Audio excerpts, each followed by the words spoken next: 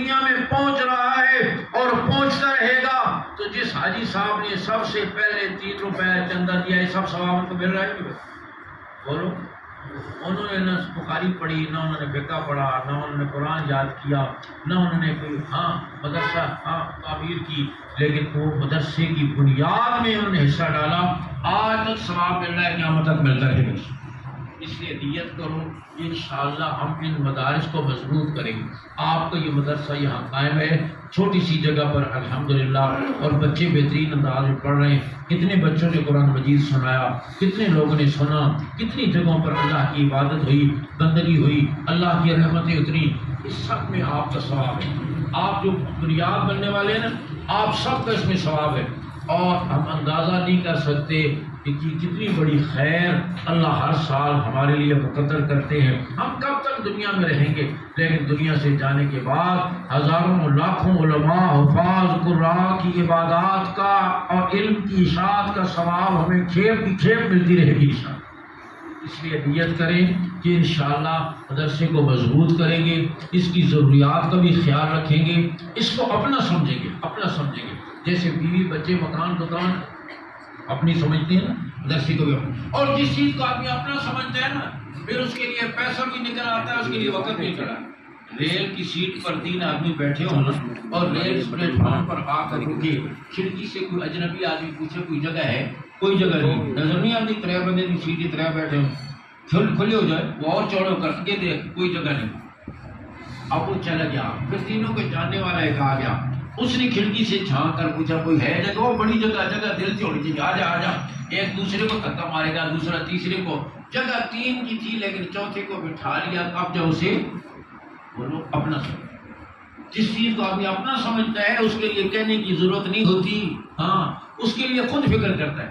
میں کہوں چودھری منظور صاحب، یہ آپ کے بچے کا رنگ پیلا ہو رہا ہے، کچھ جگر کا مسئلہ لگتا ہے، ذرا کسی کو دکھائیں۔ کہتا استاد جی میرا اپنا بیٹا ہے، مجھے نہیں پتا، میں پتہ نہیں کتنے ڈاکٹروں کو دکھا چکا ہوں اور کتنے عرصے سے اس کے علاج کرا چکا ہوں۔ ہاں خان صاحب، آپ کے مکان کا فرنٹ کا جو پلستر ہے نا اور ٹائلیں وہ گر رہی ہیں، ذرا فکر کرو۔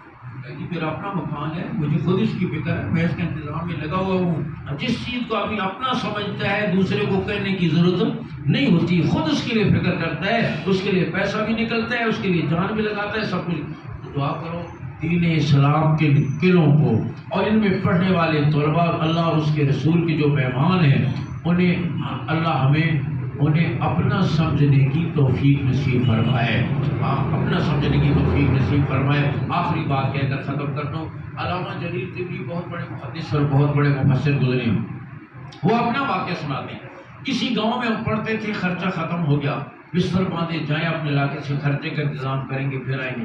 جانے لگے کہ یہودی دکاندار ہمیں روک لیا، کہا تم نے جو تمہارا خرچہ میرے سے، ہمیں شرم آئی کہ بڑے قرآن اور خرچہ یہودی سے لے، ہم چپ کر گئے۔ اس نے کہا تم پریشان نہ ہو، مجھے یقین ہے آسمانی کتاب پڑھنے والوں کی خدمت اللہ کو بڑی پسند ہے، تو ہماری کتاب تورات کا پڑھنے والا تو ہے کوئی نہیں، مجھے یقین ہے قرآن کی خدمت بھی اللہ کو پسند آئے گی، میں تمہاری خدمت کرنا چاہتا ہوں۔ روک لیا، خرچہ دیتا رہا، ہم پڑھتے رہے۔ علامہ طبری کہتے ہیں کہ تعلیم مکمل ہوئی، میں گھر آیا، گھر والوں نے کہا پہلے تم حج کراؤ پھر تمہاری شادی کریں گے۔ کہنے لگے میں حج کے لیے گیا، بیت اللہ کا طواف کر رہا تھا، دور سے دیکھا کہ وہ یہودی بھی بیت اللہ کا طواف کر رہا تھا، میں جلدی سے لپک کے گیا، آپ فلاں دکاندار بھی ہیں جو ہمیں خرچہ دیتے تھے؟ وہی ہوں۔ آپ کی یہودی تھی، آپ یہاں کیسے؟ اس نے کہا میں نے تم لوگوں کی خدمت کی، اللہ نے عجیب معاملہ کیا۔ ایک رات خواب میں امام الانبیاء صلی اللہ علیہ وسلم کی زیارت ہوئی، آپ نے فرمایا تم کب تک یہودی رہو گے، تمہارا نام تو جنتیوں میں لکھا ہوا ہے۔ میں صبح اٹھا، بیوی سے ذکر کیا، اس نے کہا واللہ یہی خواب میں نے بھی دیکھا ہے۔ بیٹے بیٹیاں اٹھے، ان کا یہ خواب ہم نے بھی دیکھا ہے۔ کام گھر کے 16 افراد ایک ہی رات میں سب نے یہی خواب دیکھا، اللہ نے سب کو ایمان کی دولت عطا فرمائی۔ اب سب کو لے کر میں حج کے لیے آیا۔ یہودی قرآن پڑھنے والوں کی خدمت کرے تو یوں نوازا جائے، حضور کو امتی کرے گا تو کتنا نوازا جائے گا۔ اور یاد رکھیں رمضان کا مہینہ ہے، اس مہینے میں جس نیکی کی بنیاد ڈال دیں گے اللہ سارا سال توفیق دے گا۔ جس کا رمضان ٹھیک گزر گیا سارا سال ٹھیک گزر گیا۔ اور پتہ نہیں معمولی سی نیکی اللہ کو کتنی پسند آ جاتی ہے۔ قریب کے دور کی بات ہے، ایک عرب شیخ نے فیصلہ کیا کہ میں نے مسجد تعمیر کرنی ہے، اور پہلی اینٹ سے لے کر آخری ٹچ تک میں نے کسی کا پیسہ نہیں لینا، ساری میں نے اپنے پیسے سے کرنا۔ خیر ٹھیکیدار کو بھی کہہ دیا کسی نے پیسہ نہیں لینا۔ مسجد کی تعمیر مکمل ہوئی۔ شیخ کہتے ہیں میں نے خواب میں دیکھا کہ میں جنت کے دروازے پر کھڑا ہوں، وہاں ایک محل میں نے دیکھا جس پر میرا نام لکھا ہوا ہے۔ میں نے اندر جانا چاہا تو فرشتوں نے مجھے روک دیا، آپ نہیں جا سکتے۔ میں نے کہا میرا محل ہے، میرا نام لکھا ہوا۔ کہا محل بھی آپ کا ہے، نام بھی آپ کا لکھا ہوا ہے، لیکن ابھی آپ دنیا میں زندہ ہیں، مرنے کے بعد یہاں آئیں گے۔ کہا صاحب دیکھا کہ اور محل ہے جس پر ایک خاتون کا نام لکھا ہوا ہے۔ میں نے پوچھا یہ محل کس کا ہے؟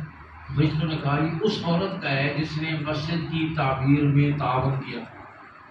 شیخ نیند سے اٹھے، اور ہمارے عربوں کا مزاج بھی ہمارے پٹھان بھائیوں کی طرح ہوتا ہے، ان کی طرح بھی جلدی شارٹ ہو جاتی ہے۔ ہاں شیخ اسی وقت ٹھیکیدار نے کچھ گڑبڑ کی ہے، بلایا آؤ مسجد میں وضو کرو، 2 نفل پڑھو، بتاؤ کس سے پیسہ لیا؟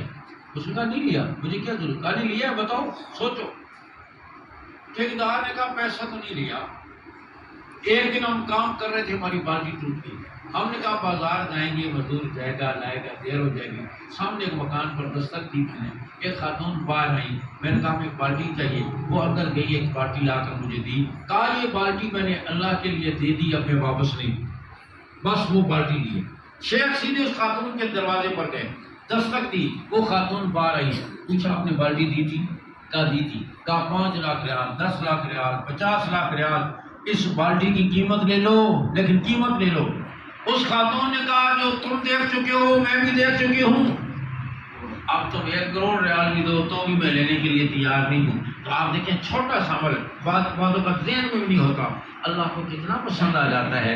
اس لیے کسی نیکی کو معمولی سمجھ کر چھوڑو نہیں، کسی گناہ کو معمولی سمجھ کر کرو نہیں، پتہ نہیں اللہ کو کون سی پسند آ جائے۔ اللہ ہم سب کو توفیق دے، اور ان بچوں کو جنہوں قرآن مجید سنایا، اللہ ان کو قرآن کا نور، قرآن کے علوم، قوت حافظہ، قرآن پر عمل، قرآن والی زندگی، والدین کے لیے، اساتذہ کے لیے آنکھوں کی ٹھنڈک اور صدقہ جاریہ بنائے۔